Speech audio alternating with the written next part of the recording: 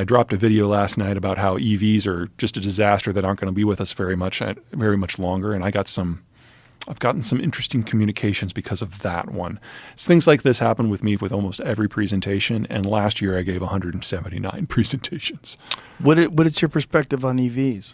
They're not nearly as good on carbon as people think. Most of the data that exists doesn't take into the fact that most of this stuff is processed in China, where it's all coal-driven, and it doesn't take into does not take into account the fact that most grids that they run on are also majority fossil fuels, and that extends the break-even time for carbon from 1 year to either 5 or 10, based on what model you're talking on. Cybertruck's far worse than EVs, but the bigger problem is we're just not going to be able to make them much longer. If we really do want to electrify everything, that doesn't just mean EVs, that means the entire system that feeds into the EVs.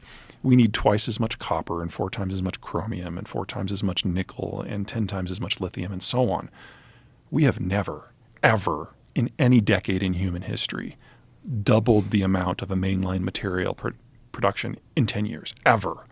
And we need all of this by 2030? No. It's just not technically possible. So how does the government, say of California, justify these mandates when they're saying something like by 2035, all combustion vehicles must stop being sold in the state of California? Well, let's put the ideology to the side, because I'm not even going to try to explain that. I will give a little bit of defense for California, though, because I do consider myself a green. I just think of myself as a green who can do math, so I don't get invited to any of the parties. California's state legislature gives a lot of authority to their state bureaucracy. So the bureaucracy will set the goalposts. No ICEs by 2035. Knowing that the technology doesn't exist, knowing that the supply chains don't exist, but they will set the goalposts. If we get closer to that date, say 2027, and it's apparent that the technology is not proceeding at a pace that will allow that target to be reached, they have the authority already to move the goalposts. And they do this on clean air issues. They do this on toxicity. They've done it on nuclear power. They undoubtedly will end up doing it on EVs. So do you think it's one of those things where there's a bunch of green people who don't do the math? Oh, yeah.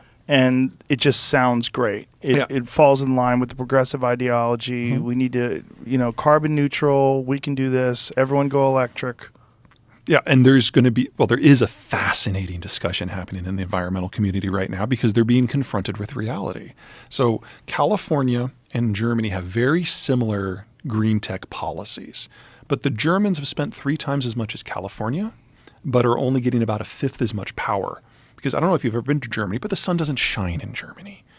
And now with the Russians on the warpath and their clean-ish energy from natural gas going away, they're going back to lignite coal in force. It was already their number one source of power.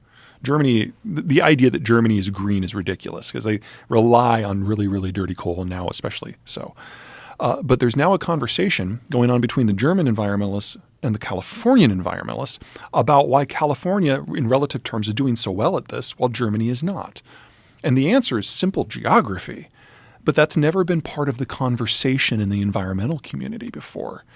Now it is. They should have had this conversation 15, 20 years ago, but they're having it now.